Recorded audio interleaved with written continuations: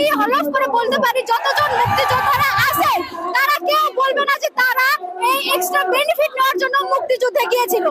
তাদের মধ্যে যদি মুক্তিযুদ্ধের চেতনা থাকে তাহলে তারা সমতার কথা বলবে। যারা সমতার কথা বলছে তারা মুক্তিযুদ্ধের চেতনা ধারণ করে সমতার কথা বলছে। যারা এক্সট্রা বেনিফিটের জন্য কথা বলছে এটা অযৌক্তিক কথা বলছে। তারপরেও যুক্তিতে যদি আসেন, মুক্তিযোদ্ধারা সুযোগ সুবিধা পাবে, সর্বোচ্চ সুযোগ সুবিধা পাবে। মুক্তিযুদ্ধের সন্তান পর্যন্ত সর্বোচ্চ সুযোগ সুবিধা আপনারা দিন, কিন্তু তার তৃতীয় প্রজন্ম ঠিক কি অবদান রেখেছিল মুক্তিযুদ্ধে যে তাদেরকে সেই সুযোগ সুবিধা আপনারা চক্রবৃদ্ধি হারে দিয়ে যাচ্ছেন।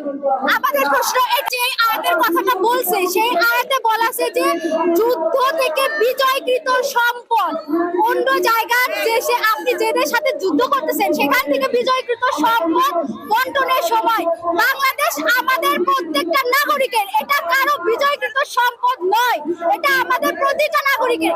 এবং জাতির জনক 1972 সালে এই কোঠা চালু করেছিলেন। তিনি চালু করেছিলেন মুক্তিযোদ্ধারা মূলত তারা যুদ্ধে যাওয়ার জন্য পড়াশোনাতে পিছিয়ে পড়েছিল, যে জন্য আসছিল। কিন্তু স্বাধীনতার 53 বছর পরে কি কোঠার খুব বেশি প্রয়োজন আছে? আমি দেশের জনগণের কাছে প্রশ্ন রেখে গেলাম। এখন যদি আপনি মুক্তিযোদ্ধার ছেলে, ছেলের পরে নাতি, নাতির পরে নাতি, এটা প্রজন্মের পরে প্রজন্ম চলতে থাকে, তাহলে এই দেশে মেধাবীদের মূল্যায়ন কোথায়? এখন যদি আপনারা দেশের মেধাবীদের মূল্যায়নে নাই করবেন, তাহলে এই যে প্রশান্ত অঞ্চল থেকে আমরা ঢাকা ইউনিভার্সিটি, বুয়েট সহ সমস্ত পাবলিক ইউনিভার্সিটিতে পড়াশোনা করতে আসছি, তো আমাদের তো পড়াশোনা করার দরকার নাই, যেহেতু আপনি মূল্যায়ন করছেন না। তাহলে এত টাকা খরচ করে তো চালু রাখার কোনো প্রয়োজন নাই, বন্ধ করে দেন পাবলিক বিশ্ববিদ্যালয়গুলো। আমরা মেধাবীরা রাস্তায় আসবো না, আমরা কামলার ছেলে কামলা হবো, চলে কথা শেষ। তা আপনারা আমাদের আশার আলো দিবেন, আবার আমাদের যোগ্য পদও দিবেন না, তো এটা তো কখনো হতে পারে না।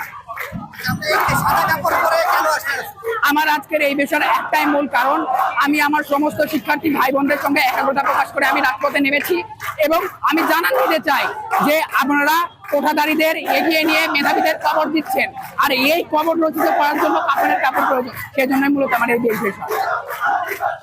আপনারা বৈষম্যের নিরসন চান, কিন্তু একজন ঢাকা বিশ্ববিদ্যালয়ের অধ্যাপক তিনি বলছেন যে মুক্তিযোদ্ধাদের সম্পদের 4 ভাগ তাদের পাওয়া উচিত এবং পূরণ থেকে তিনি ধরে দিয়েছেন।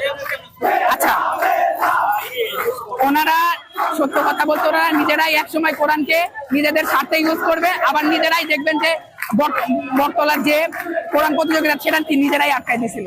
তাহলে কি একদল নিজেরা নিজেদের স্বার্থের জন্য কোরআনটাকে ব্যবহার করতেছে, ঠিক আছে? আর একটা কথা বলতে চাই যে কোঠা কিন্তু কোনো তাদের প্রাপ্য অধিকার না। এখন যদি সরকার চায় যে পিছিয়ে পড়া একটা গোষ্ঠীকে এগিয়ে অগ্রসর করার জন্য ন্যূনতম কিছু কোঠা দেওয়া হবে, সেক্ষেত্রে দিতে পারে।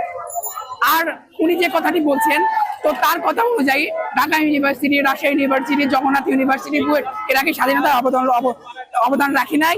তারাও তো অবদান রাখছে। তাহলে সমস্ত শিক্ষার্থীরাই করে দাঁড়িয়ে, তো সমস্ত শিক্ষার্থীকে মূল্যায়ন দেওয়ার একটাই উপায়, সেটা হচ্ছে কি 18 পুনঃপত্র বহাল করতে হবে এবং সরকারি যত চাকরি আছে সমস্ত চাকরিতে কোঠা বাতিল করতে হবে, বাতিল করে মেধাবীদের সুযোগ দিতে হবে।